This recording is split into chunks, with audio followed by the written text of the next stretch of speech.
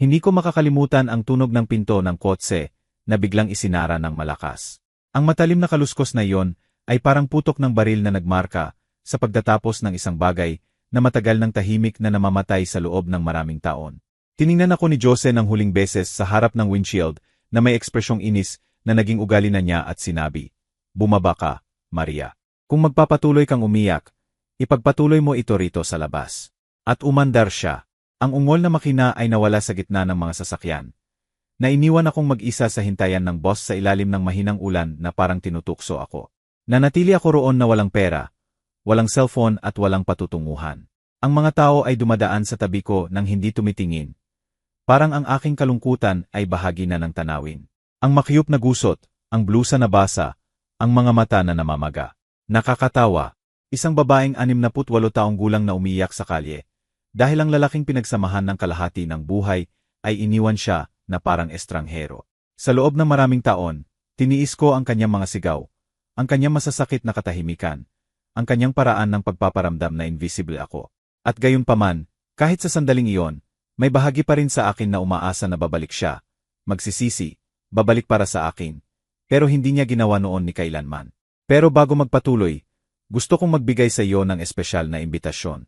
Mag-subscribe sa channel at I like ito. Nakakatulong ito sa akin na makita na sinusuportahan mo ako at nag-enjoy ka sa aking mga kwento. At mag-comment sa baba kung saang lungsod ka nanonood. Ngayon, magpatuloy tayo. Madilim agad ang langit. Sinubukan kong magtago sa ulan sa ilalim ng sirang bubong ng hintayan, na tinitingnan ang mga lumulubog na tubig sa paanan ko. Naisip kong maglakad, pero wala akong lakas. Ang lamig ay pumapasok sa buto ko, at ang puso ay kumakabog na parang gustong makatakas sa katawan. Bigla kong narinig ang matamis, mahinahon, halos umaawit na boses. "Okay lang, anak." Nilingon ko ang ulo. Isang matandang bulag na babae, na nakasandal sa kanyang baston, na may beige na Amerikana, at lana na sombrero na parang galing sa ibang panahon. May puting buhok siya, perpektong nakatali, at labi na pininturahan ng malambot na pula na kaibahan sa maputla niyang balat. May hawak siyang maliit na bag, at kasama niya ang matangkad na lalaki na naka-dark suit na parang driver niya. Nautol ako nang hindi makatingin sa kanya. "Okay lang ako, ginang." Hindi ka okay," sabi niya na may mahinahong ngiti. Nabuhay ako ng matagal para makilala ang boses ng pag-abandona. Ang kanyang mga salita ay tumama sa akin na may hindi inaasahang lambing. Tiningnan ng driver ang matanda na may paggalang. "Doña Rosa, dapat na tayong umalis. Mas lumalakas ang ulan." Itinaas niya ang kamay para patahimikin siya. "Sandali, Ramon," sabi niya ng mahinahon at pagkatapos ay lumingon sa akin. "Anak, kailangan ko ng pabor sa iyo. Magkunwari kang apo ko. Darating na ang driver ko na may kotse. Ayaw kong ang lalaking iyon na iniwan ka ay magkaroon ng huling kapangyarihan sa iyo." "Ano?" tanong ko ng gulilat. "Hindi ko maintindihan." Ngumiti siya ng mahinahon. "Hindi mo kailangang maintindihan. Magunwari ka lang ng ilang minuto at ipinapangako ko sa iyo ang isang bagay. Ang lalaking iyon ay magsisisi na iniwan ka." Hindi ko alam kung bakit naniniwala ako sa kanya. Siguro ang tono niya, ang walang laman niyang tingin pero puno ng awtoridad, o ang paraan ng pagdama ng kanyang baston sa lupa ng may katiyakan, na parang sumusunod ang mundo sa kanyang hakbang. Sa sandaling iyon, isang itim na kotse ang huminto sa harap namin. Binuksan ng driver ang pintong likod.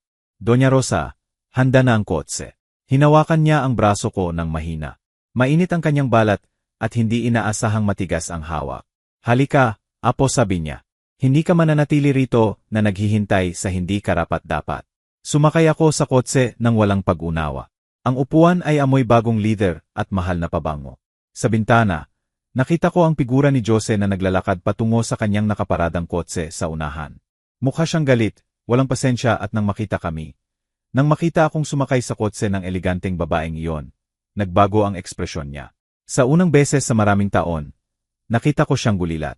Nilingon na matanda ang ulo patungo sa kinaroroonan niya at, nang hindi kinakailangang makita, bumulong. Minsan ang buhay ay may kakaibang paraan ng pag-aayos ng mga utang, mahal. Umandar ang kotse. Ang whipper ay nagmamarka ng mabagal at steady na ritmo. Hindi ako nagsalita. Hindi ko alam kung dapat magpasalamat o magtanong kung sino siya. Tinitingnan ko lang siya na sinusubukang maintindihan kung paano ang isang bulag na estranghero ay maaring maglabas ng ganoong lakas. Pagkatapos ng ilang minutong katahimikan, nagsalita siya ulit. Huwag mag-alala sa bag mo o pera mo. Ngayong gabi ay matutulog ka sa ilalim ng bubong at bukas titingnan natin kung handa ka nang magsimula ulit. Bakit mo ako tinutulungan? Tanong ko ng mahina. Dahil minsan may gumawa rin nito sa akin, sagot niya. At dahil kapag ang babae ay nagdusa ng labis, maaari niyang makilala ang etyo ng sakit sa iba.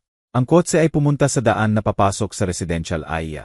Ang mga ilaw ay nagiging bihira, ang mga kalye ay mas malawak, hanggang nakita ko ang bakal na gete na dahan-dahang bumubukas. Sa likod, isang lumang mansyon ang lumitaw sa ilalim ng ulan. Napaligiran ng matatandang puno at hardin na parang pangarap na natigil sa panahon.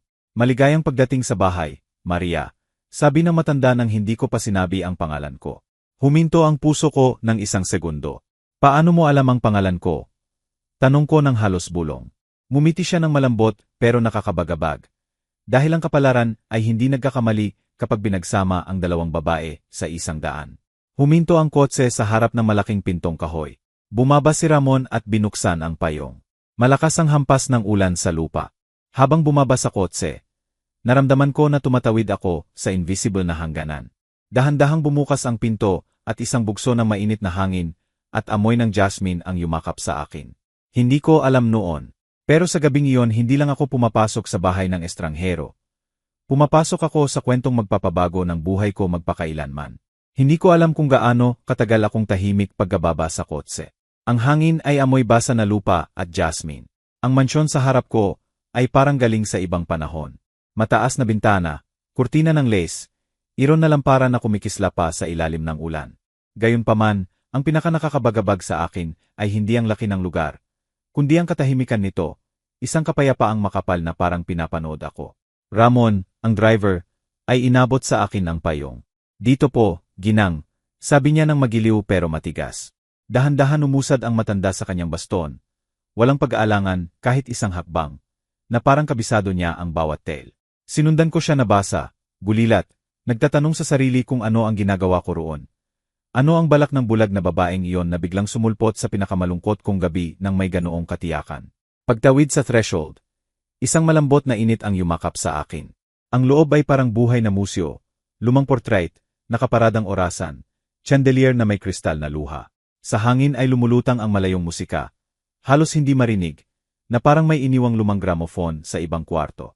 Maupo ka, mahal, sabi ng matanda na itinuro ang upuang upholstered sa asul na velvet. Ramon, maghanda ka ng apoy sa fireplace. Nawala ang lalaki nang walang salita. Sumunod ako. Malambot at mainit ang upuan. Nanginginig ang mga kamay ko sa tuhod. Umupo siya sa harap ko. At nang may halos theatrical na kalmado sinabi, ngayon pwede mo nang ikwento kung ano ang nangyari. Hindi ko alam kung saan magsisimula. Nag-away kami, bulong ko. Hindi ang una, pero ang huli. At iniwan ka roon. Tanong niya nang walang gulat. Sa hintayan ng boss, walang pera. Tumango ako. Itinagilid niya ang ulo na parang nagkukumpirma ng alam na niya. Naisip ko na, kita sa paan ng pagdingin niya sa iyo. Nakita mo ba? Tanong ko na nakalimutan saglit ang kanyang pagkabulag. Ngumiti siya at nakakabagabag ang ngiti niya. Hindi ko kailangan ng mata para makakita, Maria. Ang pangalan ko ulit ay nagbigay sa akin ng lamig. Hindi ko maintindihan kung paano niya alam kung sino ako. Sabihin na lang natin na nagbigay ng babala ang kapalaran sa pagdating mo. Sagot niya habang nagsasalin ng tsaa ng may imposibleng precision para sa walang paningin. At palagi akong nakikinig sa kapalaran. Bumalik si Ramon na may tray, porcelain na tasa, heart-shaped na cookies. Kumakaluskos ang apoy sa fireplace. Nakaka-hypnotize ang tunog. Hindi ako pwede matagal. Sabi ko na sinusubukang kunin ulit ang kontrol. Kailangan ko lang magpahinga, putol niya. At alalahanin kung sino ka talaga. Dahil nakalimutan mo na, di ba? Hindi ko alam kung ano ang isasagot. Tumingin lang ako sa apoy. Sa loob ng maraming taon, nakalimutan ko ang maraming bagay. Ang gusto ko, ang pinapangarap ko. Kung sino ako bago naging anino ni Jose. Alam ng babaeng iyon, o mas masama, parang naranasan niya rin. Pagkatapos ng tsaa, ipinakita sa akin ni Ramon ang guest room. Ang kurtina ay linen na puti at sa bedside table ay may lumang orasan na nakaturo sa 10 oras 10 minuto. Ang tiktak ay napupuno ang katahimikan na parang pusong ayaw mamatay. Bago matulog narinig ko ang mabagal na hakbang sa pasilyo. Siya yon, Doña Rosa. Huminto ang silweta niya sa harap ng pinto ko. Hindi siya pumasok. Sabi lang niya, Huwag matakot sa dilim, Maria. Minsan iyon lang ang lugar kung saan muling makikita ang sarili. Nagising ako sa madaling araw. Sa unang beses sa matagal na panahon ay nakatulog ako ng mahimbing. Amoy lavender ang mga kumot. Sa bintana, ang hardin ay parang painting, matataas na puno. Namumulaklak na rosas at fountain sa gitna kung saan naliligo ang mayanang walang takot. Pagbaba ko nakita ko siya sa dining room na naka-gray pearl na may ancient pearl necklace. Sa tabi niya ay folded na diary na may red ribbon. Mukha kang mas maayos, sabi niya nang hindi tumitingin. Gumana ang tsaa. Salamat, pero kailangan ko nang umalis, sabi ko. Ayaw kong mag-abala sa iyo. Ngumiti siya. Mahinahon. At saan ka pupunta, Maria? Hindi ko alam. Kung gayon, hindi ka pa pwede umalis. Walang makakatakas ng walang direksyon.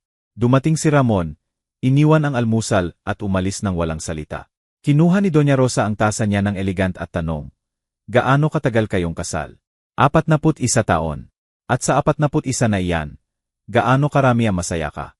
Matagal akong sumagot. Siguro ang unang 1-0. Kung gayon, higit kalahati ng buhay mo ay nagkunwari kang masaya pa rin. Konklusyon niya. Iyan, mahal, mas nakamamatay kaysa mag-isa. Tahimik ako. Masakit ang mga salita niya, pero hindi ko maaaring kontrahin. Pagkatapos ng almusal, inaya niya akong maglakad sa hardin. Ang araw ay sumisipsip sa mga sanga, at ang mga bulaklak ay naglalabas ng nakalalasing na amoy. Kahit hindi siya nakakakita, matatag ang lakad niya, na parang nagsasalita sa kanya ang mga puno at daan. Alam mo ba, sabi ko, hindi na makapagpigil. Parang hindi mo kailangan ng sinuman. Tumawa siya ng mahina. Siyempre kailangan ko. Lahat tayo kailangan. Pero natutunan ko ang isang bagay. Iba ang mga ilangan ng kasama, at iba naman ang mga ilangan ng permiso para mabuhay. Huminto kami sa harap ng fountain. Ang mga patak ay nahuhulog na parang metronom. Ang mga lalaki tulad ng asawa mo, sabi niya ng mahina. Akala nila pag-aari nila tayo. Pero sila lang ang may-ari ng sarili nilang takot. Takot. Takot sa babaeng tumigil sa pagkatakot sa kanila. Pauwi sa bahay huminto ako, sa harap ng malaking salamin na may golden frame. Natakpan ito ng puting tela. Bakit natakpan? Tanong ko. Ngumiti siya ng bahagya. Dahil may mga bagay na titingnan lang kapag handa na. Handa sa ano? Sa makita ang katotohanan ng hindi mabasag. Ang sagot niya ay nagpalamig sa akin. Hindi ko pinilit. Pero habang umaakyat sa hagdan, naramdaman ko ang kakaiba. Halo ng takot at curiosity, na parang ang natakpan na salamin na iyon ay naghihintay sa akin. Sa gabing iyon, habang malakas ulit ang ulan, narinig ko ang tunog mula sa pasilyo. Isang bulong. Ang pangalan ko, Maria. Tumayo ako, binuksan ang pinto at nakita ang anino ni Doña Rosa na naglalakad patungo sa main salon. May hawak siyang kandila. Sinundan ko siya. Huminto siya sa harap ng natakpan na salamin. Hinaplos ang tela at sabi ng mahina, hindi pa. Pagkatapos lumingon sa akin, kahit hindi niya ako makita, at bumulong, bukas may intindihan mo. Bumalik ako sa kwarto ko na mabilis ang tibok ng puso. Hindi ko alam kung ang babaeng iyon ay anghel, baliw o simpleng nakakita ng labis. Pero may bagay sa loob ko, isang lumang intuisyon, halos ancestral, na nagsasabi na. Ang bulag na matanda ay lumitaw, dahil may dahilan, at ang malapit ko nang matuklasan sa bahay na iyon ay magpapabago ng lahat. Hindi ako nakatulog sa gabing iyon. Ang ulan ay humahampas sa bintana ng irregular, na parang may kumakatok ng mahina, naghihintay na buksan. Sa pasilyo, ang standing clock ay nagmamarka ng oras ng may malalim na etyo. At kahit sinubukan kong balewalain, hindi ko maiwasang isipin ang natakpan na salamin sa salon. Ang salamin na iyon ay parang may sariling buhay. Mula sa kama ko nakikita ko kung paano sumasayaw ang liwanag ng fireplace sa ilalim ng pinto. Tumayo ako. Kumaluskos ang kahoy na sahig sa ilalim ng paa kung walang medyas. Dahan-dahan akong bumaba, walang binubuksan na ilaw. Sinusundan ang mahinang liwanag ng apoy. Ang katahimikan ay makapal na naririnig ko ang tibok ng sarili kong puso. Ang salon ay pareho lang kanina, pero mas madilim. Ang puting tela ay nakapatong pa sa salamin, pero may bahagyang gumagalaw dito, na parang humihinga. Natulala ako. Ang lohika ay nagsasabi na bumalik sa kwarto, pero may mas malalim, halo ng curiosity at premonition na nagtulak sa akin na lumapit. Hinaplos ko ang tela, malamig, halos basa. Saglit naramdaman ko na may nanginginig sa likod, na parang may pulso na nakatago sa kristal.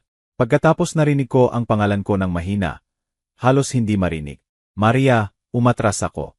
Walang duda, Ang boses na yon ay akin. Akin ang boses, pero ibang tono, mas bata, mas matamis, mas inosente. Muling tiningnan ang tela. Nanginginig ang mga kamay ko. Nang hindi nag-iisip ay hinila ko ito. Ang salamin ay nagpapakita ng kwarto at higit pa. Hindi ang reflection ko ang nakita ko, kundi malabong lumang imahe.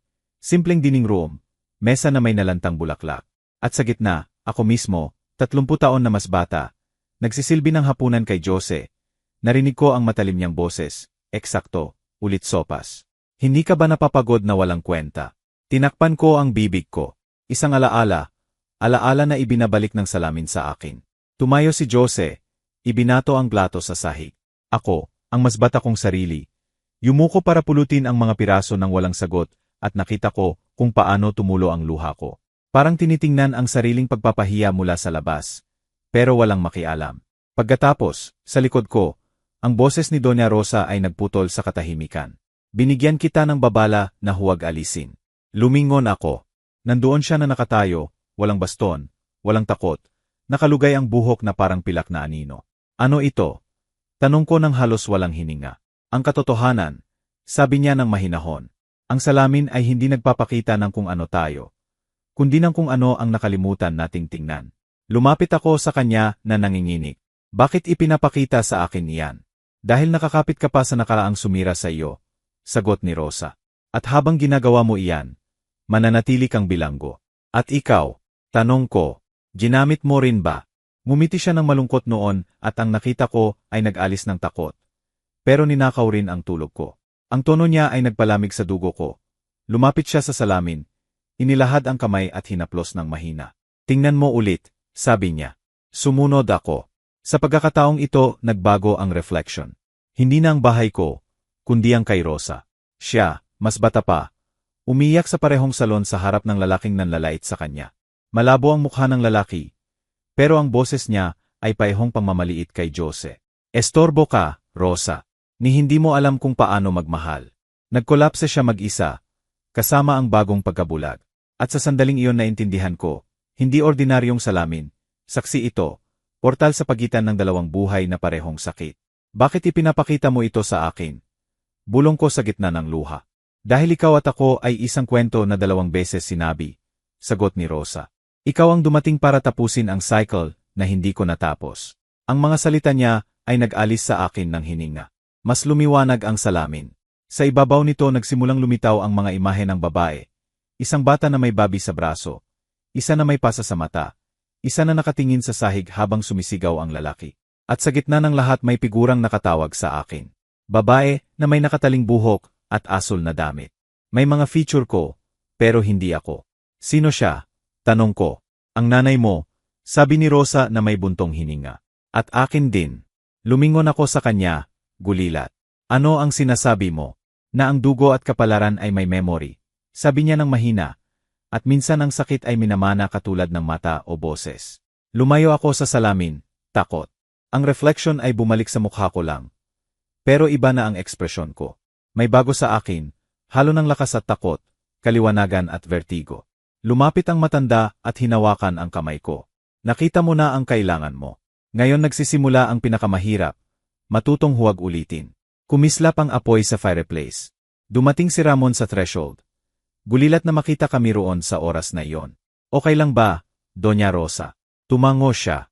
Ramon, lahat na sa lugar na. Pero nang tiningnan niya ako, o lumingo ang mukha sa kinatatayuan ko, nagbago ang mukha niya. Maria, sabi niya ng mahina, ang bahay na ito ay hindi ka nakita ng aksidente.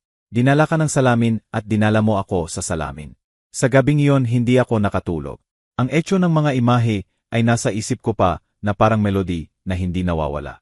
Naisip ko ang nanay ko, ang walang hanggang katahimikan niya, kung paano niya ibinababa ang ulo sa harap ng tatay ko.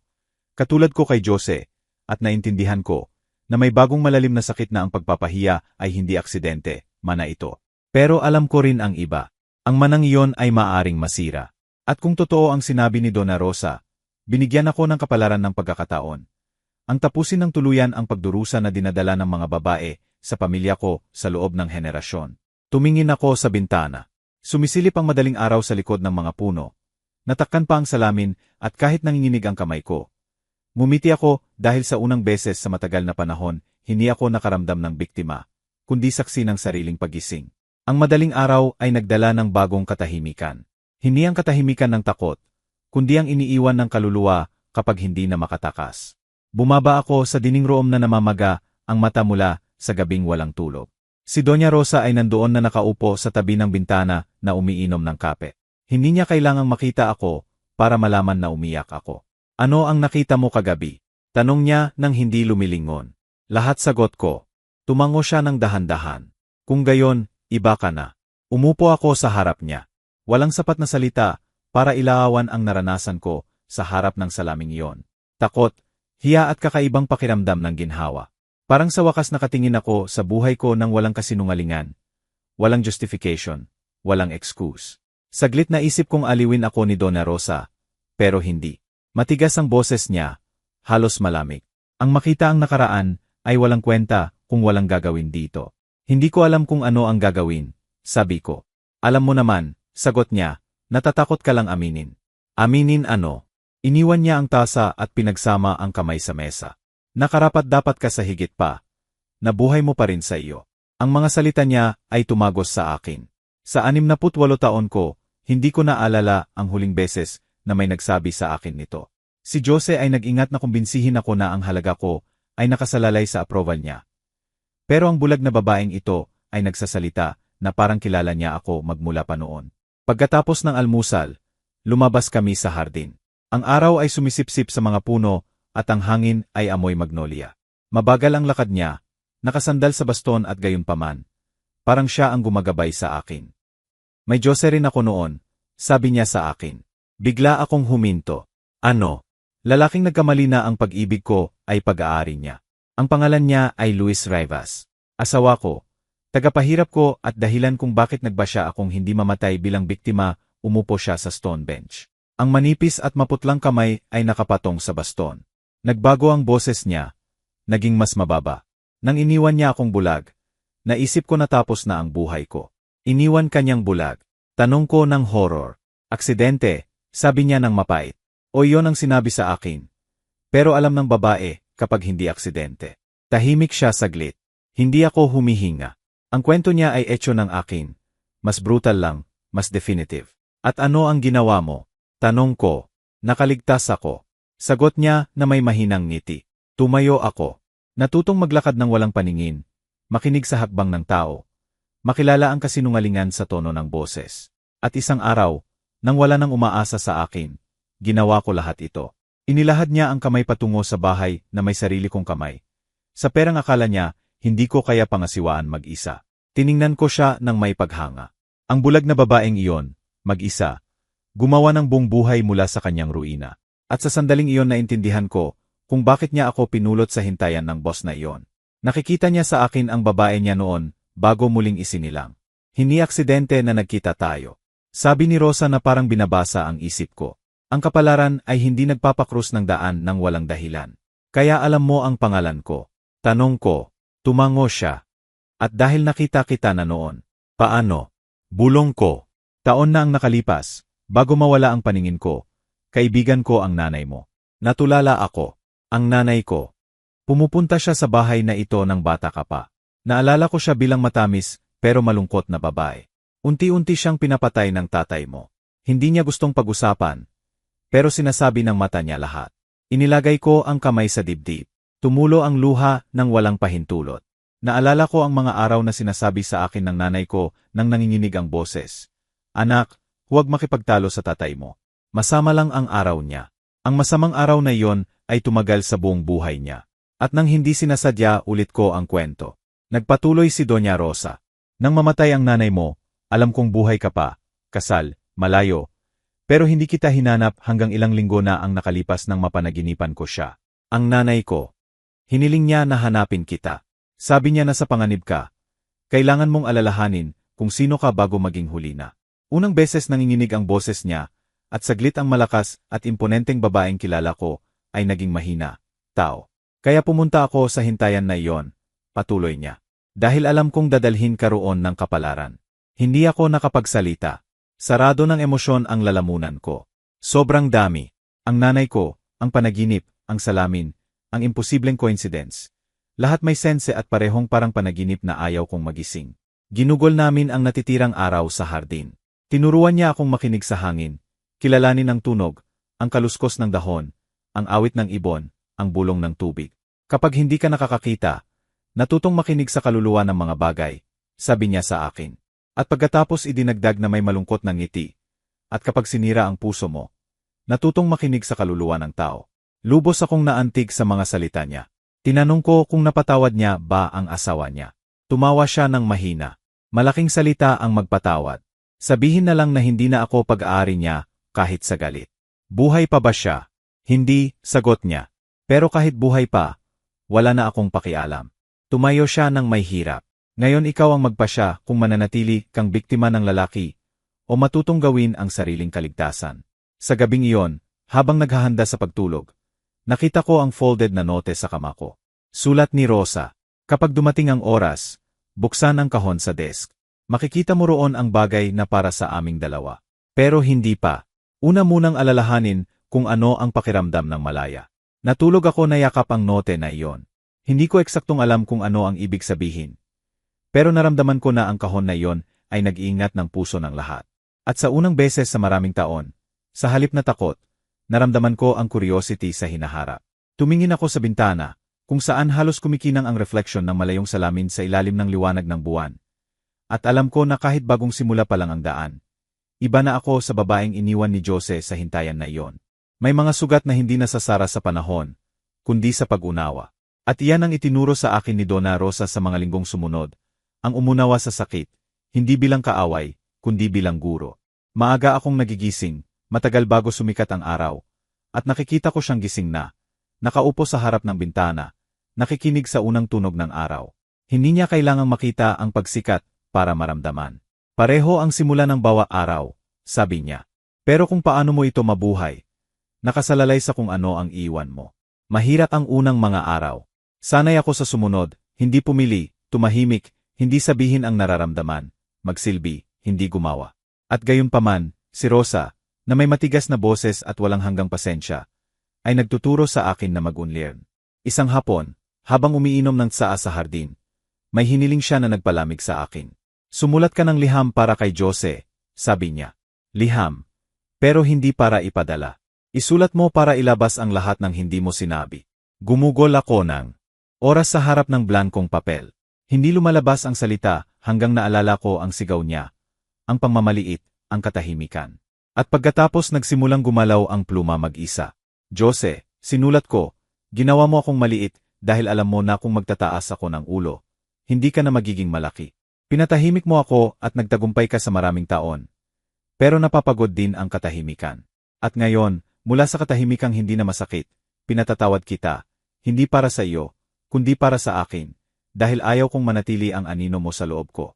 Nang matapos ko naramdaman ko ang kakaiba, gaan, na parang ibinalik sa akin ang hangin na ninakaw niya sa akin sa maraming taon. Sa gabing iyon ibinigay sa akin ni Doña Rosa ang maliit na kahon na kahoy. Huwag mo pang buksan, sabi niya. Bawat bagay may oras. Ano ang laman? Sagot. Pero hindi para ngayon hindi ko pinilit. Natutunan ko na sa bahay na iyon dumadating ang sagot kapag handa na. Hindi kapag hiniling. Sa mga araw nagsimula siyang turuan ako ng simpleng bagay, pero may malalim na lesson. Maglakad na nakapikit ang mata, sabi niya, hiniiba sa mabuhay na nakadepende sa iba. Paano ko gagawin? Makinig, sagot niya, mas marami alam ng kaluluwa sa daan kaysa paningin. At ganoon, na may blindfold sa mata. Natutong gabayan ang sarili sa tunog, intuition, tiwala. Nakakatakot at nakakapalaya. Bawat hakbang ay tagumpay. Paalala na kaya ko pa ring umusad ng walang itinulak o pinigilan ako. Isang hapon, habang ganoon ang paglalakad, nadapa ako at nahulog. Malakas ang impact. Lumapit si Doña Rosa nang walang prisa. Masakit ba? Tanong niya. Mabuti. Ang sakit ay hindi palaging dumadating para parusahan ka, Maria. Minsan dumadating para ipaalala na buhay ka pa. Ang mga salita niya ay nagpaiyak sa akin. Hindi sa lungkot, kundi sa pag-unawa. Sa unang beses na intindihan ko na ang pagdurusang dinadala ko sa maraming taon ay hindi lang marka. Patunay din ito ng resistensya ko. Bago magpatuloy, gusto kong gawin mo ang isang bagay para sa akin. Sabihin mo sa comments kung ano ang tingin mo sa kwento hanggang ngayon at ano ang gagawin mo kung ako ang nasa lugar ko. Huwag umalis sa video, dahil ang susunod ay magpapalamig sa balat mo. Ngayon magpatuloy tayo. Isang maabong hapon. Nang mahina ang ulan sa mga bintana, umupo si Doña Rosa sa akin sa harap ng fireplace. Mukha niya mas pagod kaysa karaniwan. Maria, kailangan kong kausapin ka tungkol sa isang bagay, sabi niya ng mahina. Hindi na ako magtatagal. Naramdaman ko ang buhol sa lalamunan. Huwag mong sabihin iyan. Huwag matakot. Pinutol niya ako. Lahat may oras ng pag-alis at malapit na ang akin. Pero bago ako umalis, gusto kong tiyakin na natutunan mo ang pinakamahalaga. Ang kalayaan ay hindi hiniling. Kinukuha. Yumuko siya sa akin at hinawakan ang kamay ko. Gusto kong ipangako mo ang isang bagay, anuman, na kapag bumalik ang lalaking iyon, dahil babalik siya, tiyak ko iyan, huwag mo siyang tanggapin mula sa galit, kundi mula sa bagong lakas mo. At kung humingi siya ng tawad, huwag tanggihan ang tawad, pero huwag rin ipagkamali sa reconciliation. Ang tawad ay nagpapagaling, pero ang dignidad ay hindi ipinagbibili. Umiyak ako hindi dahil natatakot, kundi dahil naintindihan ko na harap ako ng paalam. Si Doña Rosa ay hindi nagsasalita na parang natatakot mamatay, kundi na parang nakipag-ayos na sa buhay. Sa gabing iyon, nang magpaalam kami, hinaplos niya ang mukha ko. Mas malakas ka kaysa iniisip mo, Maria. Ang kulang mo lang ay tingnan ang sarili ng walang awa. Hindi ko alam kung kaya ko. Kaya mo, dahil ang salamin ay hindi lang nagpapakita ng sugat. Nagpapakita rin ng babaeng ipinanganak mula rito. Dahan-dahan siyang umalis at bago umaakyat sa hagdan huminto siya. Kapag nadilim ang lahat, sabi niya nang hindi lumilingon, huwag tumakbo. Ang dilim minsan ay prelude lang ng liwanag. Sa gabing iyon na naginip ako ng nanay ko. Nasa hardin siya sa ilalim ng ulan na may parehong asul na damit sa salamin. Ngumingiti siya at sa likod niya, sa gitna ng fog, nakita ko ang figura ni Donna Rosa. Bata pa, bukas ang mata na tinitingnan ako. Pareho nilang inilahad ang kamay at narinig ko ang boses. Hindi ko alam kung akin o nila, na bumulong, handa ka na. Nagising ako na may luha sa mata, pero walang lungkot, dahil sa unang beses sa matagal na panahon naramdaman ko na may nagigising sa loob ko. Minsan ang buhay ay hindi nagbabala kapag ilalagay ka sa harap ng mga multo mo. Simpleng iniiwan sa pinto mo na parang sinasabi, nandito na. Tingnan natin kung talagang nagbago ka. Maalinsangang umaga nang muling makita ko siya. Halos 3 buwan na mula nang tanggapin ako ni Doña Rosa. Hindi na ako ang paehong babae na iniwan ni Jose sa hintayan ng boss. Nakatali ang buhok ko ng may dignidad, bagong tingin sa salamin at kapayapaang hindi nakasalalay sa sinuman. Si Ramon ay nagwawalis sa entrance nang narinig ko ang boses niya. Doña Maria, may naghihintay sa iyo. Sino? Tanong ko nang hindi inaasahan. Sabi niya asawa mo. Parang huminto ang mundo. Naging mabigat ang hininga ko. Malakas ang tibok ng puso, pero mahinahon ang boses ko. Sabihin mo papasok siya. Pumasok si Jose sa hardin na may parehong eleganteng damit, pero hindi parehong aura. Ang dating mapagmataas na postura ay bumagsak na. Ang mukhang dating puno ng pride, ngayon pagod, matanda. Nawalan siya ng timbang. May eye bags, balbas na hindi inayos. Saglit nahirapan akong makilala sa lalaking iyon, ang dating minahal ko. Maria, sabi niya nang nanginginig ang boses, kailangan kitang makita. Hindi ako sumagot, tiningnan ko lang siya. Ang katahimikang iyon, na madalas ipinapataw sa akin. Ngayon akin na at sa unang beses ginamit ko ito bilang sandata. Kailangan kong kausapin ka, patuloy niya. Alam kong hindi ko deserve ang oras mo. Pero lahat bumagsak. Ano ang bumagsak? Tanong ko ng mahinahon. Ang company, ang bank account. Huminto siya na ibinaba ang tingin. Iniwan ako ng babaeng kasama ko. Naramdaman ko ang irony, pero hindi ako nagsalita. Itinaas niya ang ulo at tiningnan ako ng diretso. Hindi mo alam kung ano ang pinagdaanan ko. Nawala lahat, Maria. Lahat. Hindi ako sumagot ng dahan-dahan. Ang nawala mo ay hindi mo pinahalagahan. Dahil ang totoo ay hindi nawawala, inaalagaan.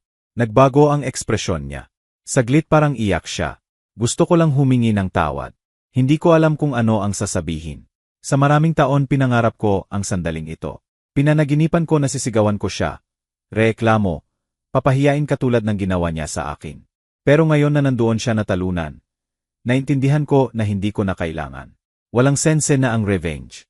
Ang tawad ay hindi para sa kanya, para sa akin. Hindi mo kailangang humingi ng tawad sa akin, sabi ko sa wakas. Tiningnan niya akong gulilat. Hindi, dahil wala ka ng utang sa akin. Masakit ang ginawa mo sa akin. Pero tinuruan rin ako na hanapin ang sarili ko. Lumitaw si Doña Rosa sa threshold ng salon, nakasandal sa baston. Ang presensya niya ay napuno ng silent na authority ang hangin. Lumingon si Jose sa kanya nang may automatic respect, na parang naramdaman na alam ng babaeng iyon higit sa ipinapakita. Kayo po siguro ang may-ari ng bahay, sabi ni Jose, sinusubukang kunin ulit ang composure. Ako ang nagpakita sa asawa ninyo na hindi niya kailangan ng permiso para huminga. Sagot ni Rosa na may mahinahong ngiti. Kumunot ang noo niya ng uncomfortable. Hindi ko sinasadyang saktan siya. Siyempre sinasadya mo, sagot niya nang hindi itinataas ang boses. Pero huwag mag-alala. Ang parusa sa mga lalaking nanakit ay hindi palaging galing sa labas. Dumating ang araw na titingnan nila ang salamin at hindi na makilala ang sarili. Tahimik si Jose. Tinitingnan ko siya at sa unang beses naramdaman ko ang compassion. Hindi pag-ibig o galit, compassion lang. Ang awa na nararamdaman sa taong hindi alam na sinira ang sarili. Maria, sabi niya ng mahina. Wala akong matitirhan. Ilang araw lang. Tiningnan ako ni Rosa. Mahinahon ang mukha niya, pero babala ang mga salita. Ikaw ang magpasya, Maria. Ang test ay hindi kung paano mo siya hinarap, kundi kung ano ang gagawin mo ngayong bumalik siya. Tiningnan ko siya sa mata. Nakita ko ang paehong superior gesture. Nakatago sa likod ng disgis ng regret. At pagkatapos alam ko na, hindi siya nagbago, natatakot lang. Hindi ko maibibigay ang hinintay mo, sabi ko sa kanya. Kahit bubong bumulong niya. May langit ka na. Sagot ko ng mahinahon. Kung talagang gusto mong magsimula ulit, simulan mo sa pagtingin sa langit. Ibinaba niya ang ulo. Saglit akala ko luluhod siya, pero hindi. Bumulong lang siya ng sorry at umalis. Nawala ang anino niya sa pagtawid sa gete. Nang umalis siya, nanginginig ang tuhod ko, pero hindi takot, ginhawa. Lumapit si Doña Rosa at hinawakan ang kamay ko. Ipinagmamalaki kita, bulong niya. Hindi madali, sabi ko sa kanya. Walang worth it na madali. Umupo ako sa tabi niya. Mas mabagal ang hininga niya kaysa karaniwan. Malamig ang balat ng kamay. Rosa, okay ka lang ba? Pagod lang ako, mahal, sabi niya nang umingiti. Pero kalmado, huwag mo akong sabihin na essay pinutol niya ako ng matamis. Huwag matakot. Ang kamatayan ay hindi nakakatakot kapag natupad na ang purpose. Yumuko siya sa akin. Ipangako mo na bubuksan mo ang kahon. Gagawin ko. At mabuhay ka bilang babae mo ngayon. Huwag ulit ibaba ang ulo. Kahit para sa pag-ibig. Pinisil ng mga daliri niya ang akin nang may hindi inaasahang lakas. Pagkatapos huminga ng malalim at bumulong, makikita ko ulit, pero hindi sa mata. Namatay siya sa parehong gabi ng tahimik. Nakaupo sa paborito niyang upuan, na may mahinang ngiti sa labi, na parang sa wakas nagpapahinga. Nakita siya ni Ramon sa madaling araw na may kahon sa kandungan at pangalan ko sa card, para kay Maria. Hindi ito ang wakas, ito ang simula. Lumuhod ako sa tabi niya at umiyak nang hindi ko pa nagawa sa maraming taon. Hindi sa lungkot, kundi sa pasasalamat, dahil ibinalik niya sa akin ang pinakamahalagang maaring mabawi ng babae, ang sariling boses. Tumingin ako sa salamin ng salon. Saglit akala ko nakita ko ang dalawang silweta, akin at kay Donna Rosa. Ngumingiti sa likod ko, at alam ko na hindi siya tuluyang umalis, nagbago lang ng anyo. Ang madaling araw pagkatapos ng kamatayan ni Donna Rosa ay iba sa iba. Mabigat ang hangin sa loob ng bahay, na parang naiintindihan din ng mga dingding ang kawalan. Walang iyak, walang boses, walang hakbang, tanging tiktak ng oasan sa salon. Nagmamarka ng buhay na nagpapatuloy, matigas ang ulo, kahit ayaw tanggapin ng kaluluwa. Umupo ako sa harap ng apag na fireplace. Ang kahon na may pangalan ko ay nakapatong sa tuhod ko. Kahoy na madilim, polished, na may mahinang amoy cedar at jasmine, katulad ng lahat na pag-aari niya. Sa tabi, ang card na sulat niya nang nanginginig para kay Maria. Hindi ito ang wakas, ito ang simula. Hinawakan ko ito ng matagal bago buksan. Natatakot ako. Natatakot sa laman. Natatakot na maging final ang pag-alis niya kung matuklasan ko ang huling seket niya. Pero mas natatakot ako na manatili akong pareho kung hindi ko gagawin. Huminga ako ng malalim at binuksan ang takip. Sa loob ay sealed na folder, yellow envelope at maliit na golden key, wala nang iba. Ang envelope ay may sulat, basahin ito muna. Binuksan ko. Buhay ang boses niya sa mga salita, habang tumatakbo ang mata ko sa bawat linya. Mahal na Maria, kung binabasa mo ito ay umalis na ako sa bahay na ito. Huwag umiyak para sa akin. Ang pag-alis ko ay hindi lungkot, ito ay katuparan. Ipinangako mo na bubuksan mo ang kahon kapag handa ka na, at ibig sabihin noon natutunan mo na ang pinakamahalaga, ang halaga ng sariling tingin mo. Sa folder makikita mo ang testamento ko, ang bahay, ang accounts, ang properties, lahat sa pangalan mo.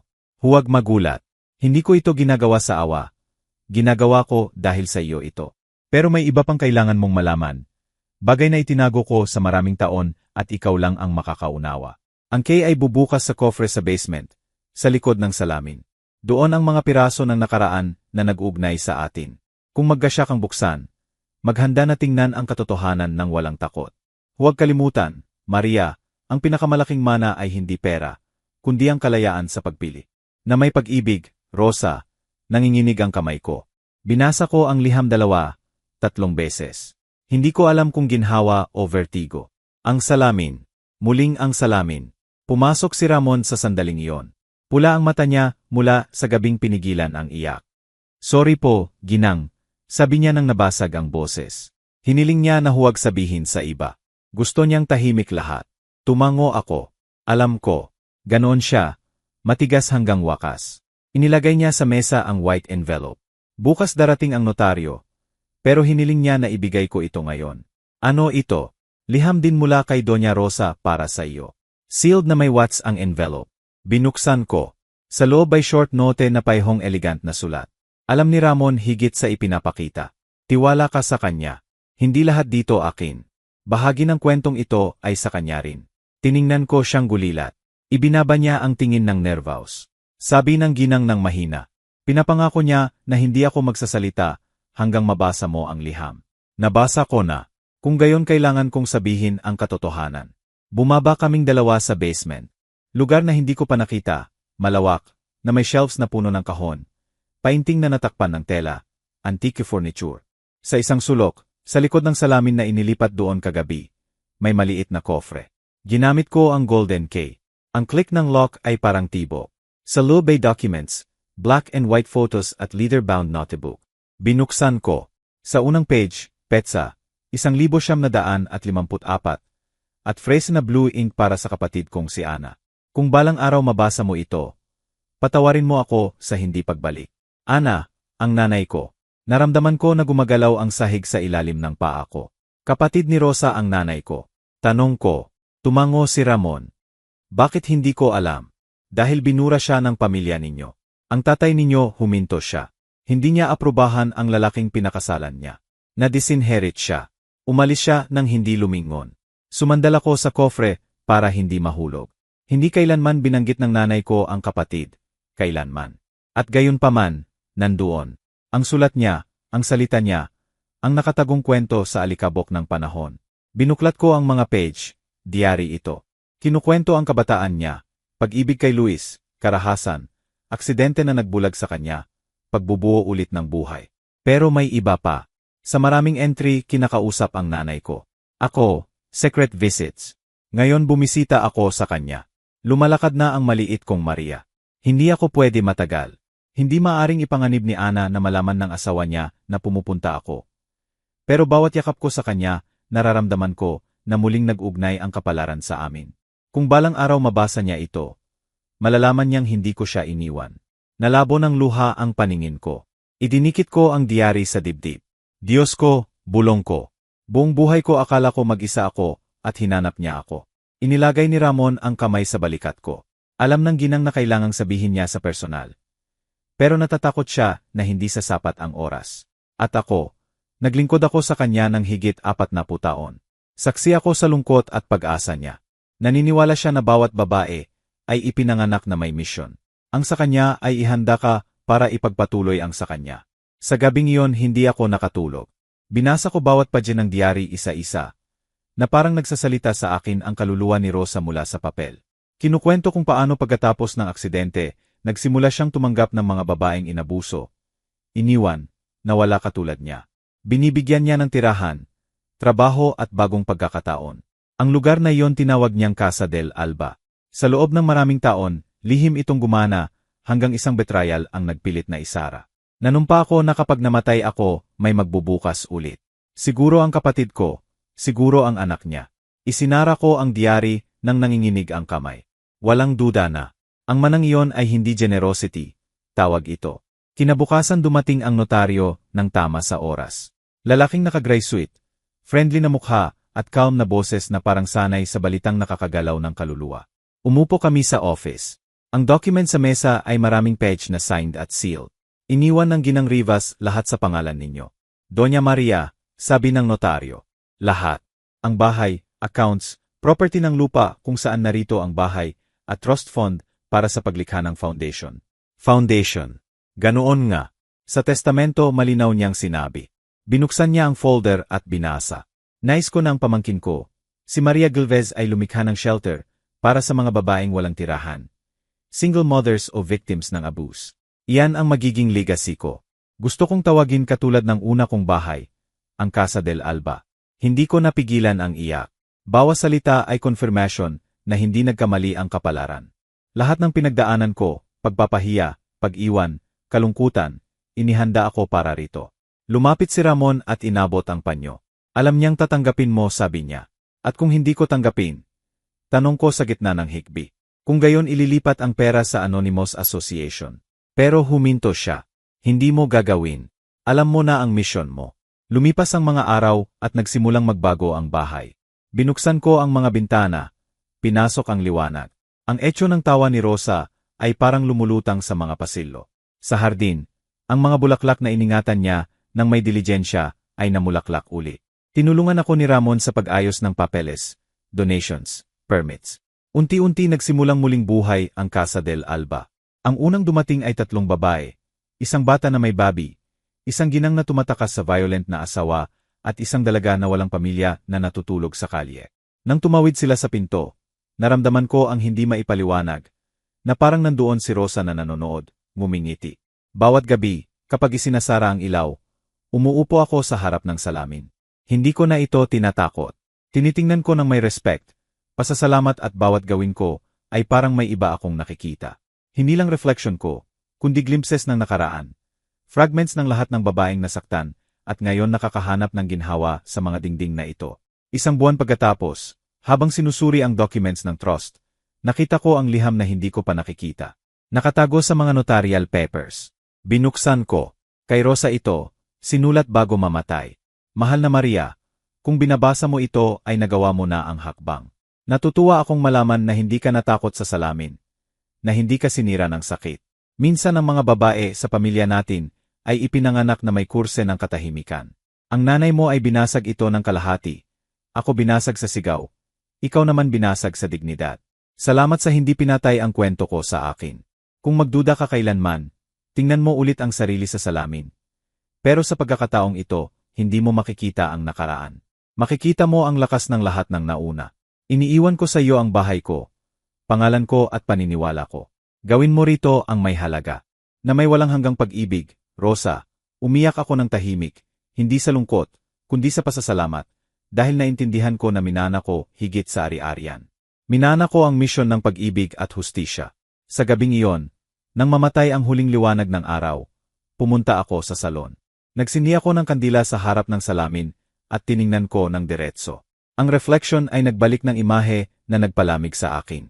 Ako, nakalugay ang buhok, mahinahon ang mata, payapa ang mukha at sa likod ang malabong silweta ng babaeng may baston, ngumingiti. Salamat, tiya, bulong ko, at parang sumagot ang hangin, mahina ang pagislap ng kandila. Sa sandaling iyon naintindihan ko ang hindi ko pa naintindihan noon, na ang pag-ibig ay hindi namamatay sa katawan, na ang dugo ay hindi namamatay sa taon at na may ugnayan na hindi pinuputol ng panahon, binabago lang. Ilang linggo pagkatapos opisyal naming binuksan ang Casa del Alba. Dumating ang kapitbahay, volunteers, babae ng iba't ibang edad. Puno ng buhay ang hardin. Pinapalitan ng tawa ang katahimikan. Sa isang dingding inilagay ko ang bronze plaque na may inscription para sa lahat ng naniniwala na hindi na sila makakapagsimula uli. Nang putulin ko ang ribbon, naramdaman ko na may sarado sa loob ko at mas malaki ang bumukas. Hindi ito ang wakas ng kwento. Ito ang simula ng lahat ng iba. Tumingin ako sa langit. Ang araw ay tumatawid sa ulap na bumubuo ng ray ng liwanag na bumagsak sa fountain ng hardin. Doon, kung saan madalas umupo si Rosa para makinig sa tubig. Akala ko narinig ko ang boses niya. Ginawa mo ng mabuti, Maria. Ngayon hayaan mong matuto ang iba na makita ang sarili. Ngumiti ako at alam ko na natupad ko ang pangako dahil hindi na ako ang babaeng iniwan sa hintayan ng boss, ni ang submissive na asawa, ni ang anak ng katahimikan. Ako ang tagapagmana ng lahat ng natutong mabuhay. At sa refleksyon ng salamin, huling beses nakita ko ang bagay na nagpaklose ng mata ko ng may lambing. Ako, nakatayo, na may grupo ng babae sa paligid at sa likod ang luminos na figura ni Donna Rosa. Ginagabay kami lahat patungo sa liwanag ng alba. Sabi nila ang kapalaran ay sinusulat sa mga desisyon na ginagawa. Pero naniniwala ako na sa mga sugat din na tinangging itago. Lumipas ang 6 na buwan mula nang binuksan natin ang Casa del Alba at hanggang ngayon nagigising ako bawat umaga na parang kasama ko si Rosa. Hindi na tumutunog ang baston niya sa pasilyo, pero buhay ang boses niya sa bawat babaeng tumatawid sa pinto natin. Naghihintay ng shelter, ginhawa o simpleng lugar para muling maniwala sa sarili. Bawat araw dumadating ang bagong kwento. Ilan nakakadurog ng puso, ilan puno ng pag-asa, pero lahat may common. Sa likod ng takot ay may malaking lakas na kailangan lang ng kaunting pag-ibig para magising. At kapag tinitingnan ko sila, kapag nakikita kong tumatawa ulit ang mga babaeng iyon, naramdaman ko nang umingiti ang kaluluwa ni Rosa sa akin. Mahirap ang unang taglamig. Kulang ang pera namin para mapanatili ang shelter. Ilang gabi natatakot akong mawala lahat, pero naalala ko ang mga salita niya. Ang kalayaan ay hindi hiniling, kinukuha. Kaya lumabas ako, nakipag-usas sa kapitbahay, organizations, babaeng dumaan dito at gustong tumulong ngayon. At unti-unti ulit nangyari ang miracle. Anonymous donation dito, collection doon. Kapag malinis ang purpose mo, nakikipagsabuatan ang buhay sa iyo. Minsan umuupo ako sa parehong upuan kung saan natutulog si Rosa ng siesta. Pinipikit ko ang mata at nakikinig sa tunog ng bahay. Tawa, hakbang, gitara. Ang iyak ng Bobby ay hindi na shelter ng katahimikan. Ito ay home na puno ng buhay. Isang hapon, habang nagche-check ng papeles sa office, pumasok si Ramon na may envelope. Dumating ito para sa iyo. Sabi niya na may ngiti. Galing sa munisipyo ang sender. Binuksan ko. Sa loob ay official document. Kinilala ang Casa del Alba bilang Public Utility Institution. Sa unang beses, kinilala ng Estado ang trabaho na tahimik na ginawa ni Rosa sa loob ng decades. Naramdaman ko ang buhol sa lalamunan. Inilagay ko ang document sa desk sa tabi ng framed photo niya. Nagtagumpay tayo, tiya, bulong ko. At nanumpa ko na sa sandaling iyon mahina ang pag-islap ng lamp sa desk, na parang sumasagot sa akin. Sa gabing iyon puno ng bituin ang langit. Lumabas ako sa hardin. Namulaklak ulit ang magnolia at amoy pag-asa ang hangin. Naglakad ako hanggang sa fountain kung saan noon umuupo si Rosa na may baston sa tuhod. Ang refleksyon ng tubig ay nagpapakita ng buwan na nahati sa dalawa na parang lumang salamin. Yumuko ako at nakita ang mukha ko. Sa unang beses sa matagal na panahon, hindi ako natakot. Hindi na ako ang babaeng iniwan ni Jose sa hintayan na iyon. Ni ang humiliated na asawa, ni ang anak ng katahimikan. Ako ang babaeng nakaligtas sa paggalimot at nag-convert ng sakit niya sa bagay na maaring hawakan, hingahin, tirhan ng iba. At noon naintindihan ko na iyan ang tunay na victory. Isang umaga nakatanggap ako ng unexpected letter. Galing sa hospital. Sabi ni Jose may sakit siya, mag-isa. Kailangan niya akong makita. Natulala ako. Sa ilang minuto, hindi ko alam kung ano ang gagawin. Pagkatapos naalala ko ang pangako kay Rosa. Hindi mabuhay sa galit. Pumunta ako. Nang dumating ako sa kwarto niya, hindi ko agad siya nakilala. Payat na payat, malalimang mata, gray ang buhok. Nang makita niya ako, umiyak siya. Hindi ako pumunta para pag-usapan ang nakaraan. Sabi ko ng mahina. Pumunta ako para sabihing pinatatawad kita. Ibinaba niya ang ulo. Hindi ko deserve ang tawad mo. Siguro hindi, pero kailangan mo ito higit sa akin. Nanatili ako ng ilang minuto sa katahimikan. Pagkatapos tumayo ako at nagpaalam. Walang ibang salita. Nang lumabas ako sa hospital, tumama sa mukha ko ang araw at naramdaman ko na may sarado sa loob ko. Definitely ang tawad ay hindi palaging reconciliation. Minsan ito lang ang eleganteng paraan ng pagsabi. Hindi mo na ako nasasaktan. Bumalik ako sa bahay na magaan ang puso. Sa hapon na yon, pagdating ko, nagkakatipon ang mga babae sa hardin para maghanda ng community meal. Mga bata na tumatakbo, tawa, musika. Ang pinakamagandang tunog sa mundo. Doña Maria, sigaw ng isa. Halika, gusto namin ng picture. Nagtipon kaming lahat sa harap ng fountain. May nagdala ng kamera at eksakto bago ang flash. Isang puting butterfly ang lumapag sa balikat ko. Lahat tahimik at ngumiti ako. Siya iyon, si Rosa, na nagpapalala na nandoon siya sa bawat bagong buhay na namumukadkad sa mga dingding na ito. Sa gabing iyon sumulat ako ng liham para sa sarili ko. Iniwan ko itong nakatago sa parehong kofre, kung saan nakita ko ang diary ni Rosa. Sabi Maria, kung balang araw muling matakot ka, alalahanin mo lahat ng nagawa mo. Alalahanin ang mga kamay na tinulungan mo, yakap na ibinigay mo, luha na pinahiran mo. May memory ang kapalaran at kapag gumaling ang babae, gumagaling din ang kwentong nauna sa kanya. Huwag nang makilala ulit ng bahay na ito ang katahimikan. Na may pag-ibig, ikaw mismo. Tinihik ito, inilagay at isinara ang kofre. Sa unang beses sa buhay ko, walang takot sa hinaharap. Ngayon, habang ikinukwento ko ito sa iyo, pumapasok ang araw sa bintana ng office at hinahaplos ang mga portrait sa dingding. Ang nanay ko, si Rosa at ako, 3 henerasyon ng babae na sa iba't ibang paraan natutong mabuhay. Minsan iniisip ko na ang sakit ay naglalakbay sa dugo. Pero ang lakas din, at na ang misyon natin sa mundong ito ay hindi burahin ang peklat, kundi gawing segin para sa mga susunod. May memory ang kapalaran. At kapag tumayo ang babae, tumatayo rin ang mga nauna sa kanya. Kaya kapag tinitingnan mo ako o naririnig ang boses ko, hindi lang kwento ko ang naririnig mo, kwento ito ng lahat. Bago matapos, gusto kong sabihin sa iyo ang isang bagay. Kung kailanman pinaparamdam sa iyo na maliit ka, kung kailanman pinaniwala ka na walang halaga ang boses mo o na binabawasan ng edad mo ang power mo, tingnan mo ang sarili sa salamin, doon ang sagot mo. Buhay ka pa at habang humihinga ka, may karapatan at obligasyon kang magsimula ulit. Hindi mahalaga kung sino ang iniwan ka, sino ang nanakit sa iyo, o sino ang hindi naniniwala sa iyo. Palaging may after na naghihintay sa iyo. Madaling araw na handang magsimula sa iyo. At kung kailangan mo ngayon ng sign para gawin ito, ito na ang sign mo. Magsimula ulit, hindi para makalimot, kundi para parangalan lahat ng naligtas mo. Dahil ang kapalaran, kapag nakita ang babaeng magpasya para sa sarili, tahimik siyang pumapalakpak. Ako si Maria Galvez at ito ang kwento ko. At kung naantig ka, gusto kong magbigay sa iyo ng espesyal na imbitasyon. Mag-subscribe sa channel. I-like at sabihin mo sa comments kung saang lungsod ka nanonood. Ang suporta mo ang nagpapanatiling buhay sa boses ng lahat ng babaeng minsan pinatahimik at ngayon sa wakas naririnig na.